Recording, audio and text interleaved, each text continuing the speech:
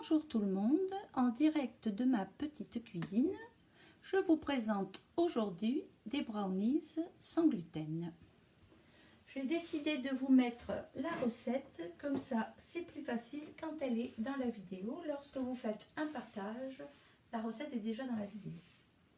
J'ai essayé de tout préparer pour ne pas que la vidéo dure 3 heures. L'idée est de voir comment on fait et d'avoir la recette. J'utilise toujours ma farine sans gluten. Vous pouvez faire un mélange de farine. Je pourrais faire un atelier sur les mélanges de farine. Moi, j'utilise la farine angélique, mais on pourrait très bien aller utiliser une autre farine. J'ai mis ici mon cacao, donc on peut voir, j'ai commencé. Donc j'ai mis mon 86 g de cacao et j'ai été placer mon 140 g de farine. Ma petite balance est ici et donc j'ai pesé. Je vais aller remuer ceci et ajouter un quart de cuillère à thé de sel.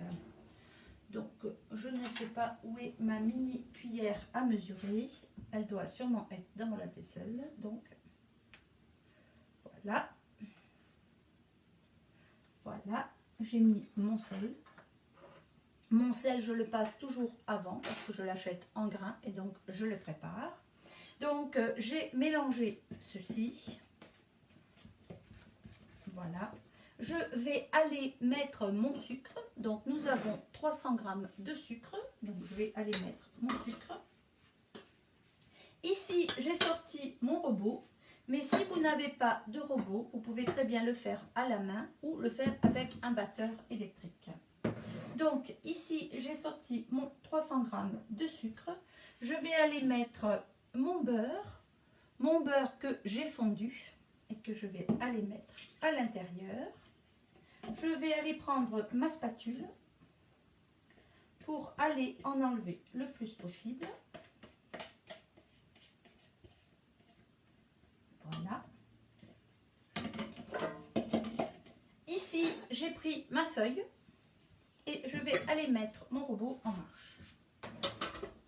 Vous allez voir, c'est très rapide, c'est très facile. Donc, comme ceci, voilà.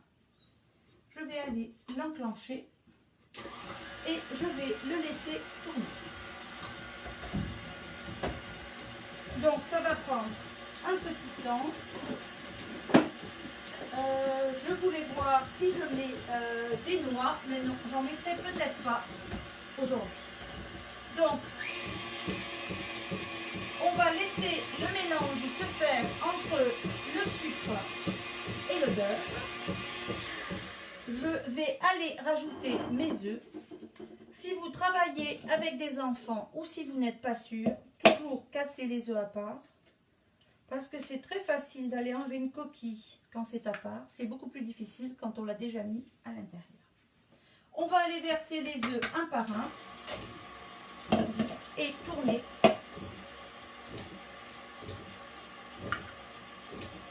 Voilà. C'est une recette qui est très facile à faire. Vous pouvez la faire avec vos enfants. C'est une recette qui contient beaucoup de sucre. Il y a du chocolat, il y a du cacao, une grosse quantité, 86 g. Il y a 300 g de sucre. Donc, c'est une recette très calorique. Mais ils sont très bons. Je dirais même qu'ils sont décadents. Je vais mettre ici cela. Voilà. Et donc, je vais aussi ajouter ma vanille. Ici, j'ai de la vanille biologique de Madagascar. Donc, je vais aller mettre une cuillère à café. Voilà.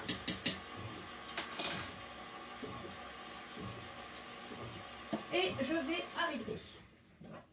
Je vais aller prendre ma farine et mon cacao. Comme vous voyez, c'est une recette qui est quand même très très simple. Alors, normalement, on peut aller mettre des noix. Moi, j'adore mettre des noix. Je ferai sûrement une deuxième recette après avec des noix. Mais je vais faire celle-ci sans noix parce que mon conjoint fait des réactions aux noix. Donc, c'est juste s'il les mange, ça peut le rendre malade. Donc, j'ai réalisé que pour lui, je l'ai fait sans noix. Je ferai une deuxième portion avec un quart de tasse de noix à l'intérieur. Donc, je vais aller prendre ma préparation. Vous voyez, elle est assez belle. Bon, là, j'ai mis ma spatule. Et je vais aller la verser. Voilà. Bon, je vais racler tout l'intérieur. Ce que j'aime dans les spatules, c'est qu'on ne perd rien. Avant, je léchais toujours les plats parce que je suis très gourmande. Mais on va dire qu'avec les spatules, il n'y reste pas grand-chose dans votre plat. Donc voilà, on va aller prendre tout le beurre et le sucre qu'on a mélangé avec les œufs. Et là, on va mélanger à la main et pas au robot. Donc vous voyez, il ne reste plus grand-chose. Voilà, donc là, je vais aller remuer. Et nous avons fini. Comme je vous le disais, ce n'est pas une recette très longue. Si je vous fais des biscottis, vous allez voir qu'on parle d'autre chose. Ou des gaufres belges, ça me prend beaucoup de temps. Donc là, je remue tranquillement à la main. Voilà, pour que mon mélange soit homogène. Je vais vous montrer le mélange après. Et je vais aller mettre, bon, il y a beaucoup de cacao. Comme je vous le disais, c'est une recette assez riche. Voilà. Donc, n'hésitez pas à faire disparaître toute la poudre de cacao. Si vous la mettez au robot, bien souvent, la poudre de cacao, elle va partir dans les airs. En la remuant doucement, on ne perd rien. Par contre, on fait très attention parce que des fois, il y a des poches dessous de cacao qui restent. Ce qu'on veut, c'est que toute la pâte soit mélangée. Comme vous avez vu, j'ai mis 3 gros œufs. Bon, des fois, on pèse les œufs. Ici, dans la recette, c'est 3 gros œufs. Je vais aller prendre mes 3/4 de tasse de pépites. Ici, j'ai des pépites de chocolat blanc aussi. Bon, c'est juste parce qu'une fois, je les avais mélangées dans mon bocal. Donc voilà. Donc très chocolaté. C'est sûr que si vous n'aimez pas le sucre, vous oubliez ma recette. À date, ce sont les meilleurs brownies que j'ai jamais mangés, même dans le avec gluten. Voilà. Donc, ils sont finis. Je vais vous montrer la texture. Voilà. Vous voyez, c'est une pâte quand même très épaisse. On aurait pu aller mettre un quart de tasse de noix. Je pense que je vais faire une deuxième portion directement après cet atelier. Pour moi, parce que moi, je préfère quand il y a des noix. Et surtout des noix mélangées. Parce que ça craque sous la dent. Pour mon conjoint, on va faire une version sans noix. De toute façon, ça se garde très longtemps. Vous le mettez dans une boîte en métal. Je peux le garder 10 à 15 jours. J'utilise un plat carré. Et j'ai été placer du beurre au fond. Et j'ai été fariner le dessus pour que ça se décolle bien. Donc là, je vais aller mettre mes brownies. Je trouve ça génial de faire des vidéos parce que mes enfants ne m'appelleront plus pour me demander la recette. Je leur dirai, chérie, va voir la vidéo. Non, je plaisante, je leur répondrai quand même. Mais bon, je trouve que c'est une bonne solution parce que des fois, ils me contactent 10 fois pour la même recette. Donc, bon, c'est l'occasion de se parler. Alors, je vais aller verser toute ma pâte. Voilà. J'ai toujours plaisir à partager mes recettes. Mais parfois, je ne suis pas disponible. Bon, moi, je suis gourmande. Alors, je suis toujours en train de voir si je peux en prendre un petit peu. On va dire que le chocolat et moi. Alors, souvent, ce que je fais, c'est que je vais prendre une cuillère que je vais mouiller. Alors ça, c'est une astuce que j'aime. Parce que c'est beaucoup plus facile d'aller étendre ma pâte avec une cuillère mouillée que d'aller étendre ma pâte avec la spatule. Alors, la spatule, c'est génial pour aller chercher tout ce qu'il y a à l'intérieur. Bien que là, quand j'ai nettoyé ma spatule, il me semble que je n'ai pas remonté le bon... la bonne base sur le manche, mais c'est pas grave. J'irai prendre aussi ce qui reste ici, ce qu'il en reste. Et sinon, hors antenne, j'irai le manger.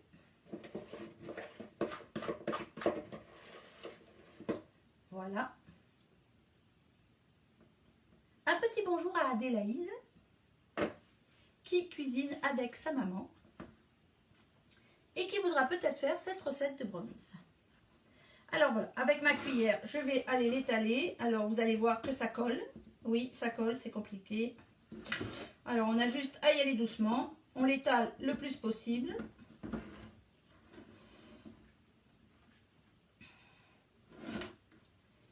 Il me semble qu'à Montréal, mon moule est légèrement plus petit. Si vous voulez des des brownies plus épais, c'est sûr que vous prenez un plat à brownies plus petit. Mais je pense que ça va faire l'affaire. Ça ne monte pas beaucoup le brownies. Alors, au début de la vidéo, j'ai mis mon four à chauffer à 350. Là, mon four est en train de chauffer. On n'a pas besoin d'attendre comme d'habitude sur les autres vidéos, puisqu'on n'a pas de levure. D'habitude, on attend pour qu'il y ait une absorption des liquides et que la levure fasse son action. Ici, on n'a pas besoin. Donc là, vous voyez, je vais aller remouiller ma cuillère, parce que là, j'arrive plus à travailler pour mettre bien plat. Et pour aller dans les coins. Donc, voilà. Donc après, je vais vous montrer. Avant-hier, j'ai dit je vais vous montrer et je vous ai rien montré. Donc je vais essayer de ne pas oublier. Quand je faisais le tagine, je vous ai dit je vais vous montrer les boulettes. Et j'ai réalisé en visionnant la vidéo que je ne vous ai jamais montré. Alors ce qui est bien aussi quand on étale, c'est que si jamais il vous reste un peu de cacao qui a été mal mélangé, vous allez tout de suite le voir. Alors le plus long dans cette recette, c'est d'étaler. Comme vous l'avez vu, c'est pas bien difficile, mais j'aime bien que ça soit bien réparti et que ça soit plus ou moins uniforme pour donner des beaux brownies. Je vous mettrai une photo par la suite, je ne vais pas refaire une vidéo parce qu'il y aura juste le résultat. Alors ils cuisent 15 à 20 minutes et surtout quand vous allez les sortir, ils seront mous, mais ne paniquez pas. Si vous les remettez, après ils seront durs. Le brownies, il reste vraiment mou et tendre à l'intérieur. Au début, je me faisais à chaque fois attraper. Je me disais, oh, ils sont trop mous. Je les remettais un petit peu et après, ils étaient secs.